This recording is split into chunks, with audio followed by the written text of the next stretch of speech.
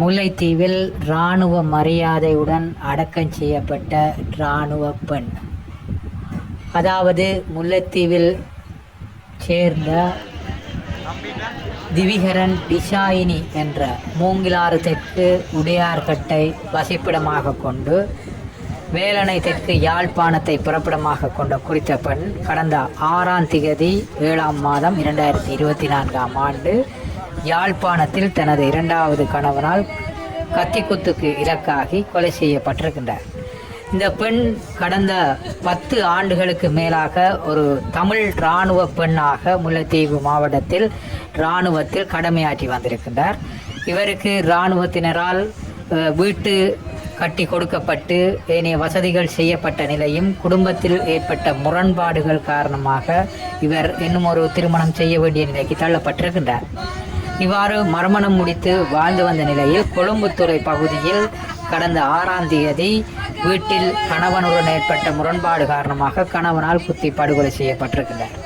இந்த பெண்ணின் உடலமானது 9/7/2024 செவ்வாய்க்கிழமை மூங்கிலாறு தெற்கு உடையார்கட்டில் உள்ள அவரது வதிவிட வீட்டிற்கு கொண்டு வரப்பட்டு இராணுவத்தினரின் முழுமையான இராணுவ மரியாதையுடன் உடலம் அடக்கம் செய்யப்பட்டது.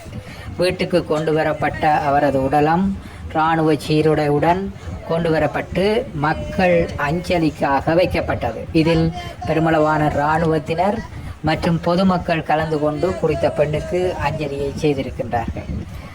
இவ்வாறு உயிரிழந்த பெண்ணின் வித்துடலானது வீட்டில் மக்கள் அஞ்சலிக்காக இராணுவ மரியாதையுடன் வைக்கப்பட்டிருந்தது.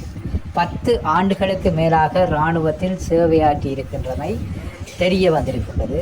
உண்மையில் இவ்வாறு குடும்ப பிரச்சினை காரணமாக கொலை செய்யப்பட்ட இந்த பெண்ணின் உடலம் வீதி வழியாக எடுத்து வரப்பட்டதுடன் வீதிகளில் மக்களும் இராணுவத்தினரும் சூழ்ந்து மரியாதை செலுத்தி இருக்கின்றார்கள். இந்த பெண்ணின் உடலம் மூங்கிலாறு தெற்கு இந்து மயானத்தில் இராணுவ மரியாதையுடன் அடக்கம் செய்யப்பட்ட காட்சியை தொடர்ச்சியாக நீங்கள் பார்க்கலாம். இல்லை இந்த இடம் பிரச்சனை அதை பெரிய சரியாக வர மாட்டேன். இது கொஞ்சம் பள்ளம் தானே.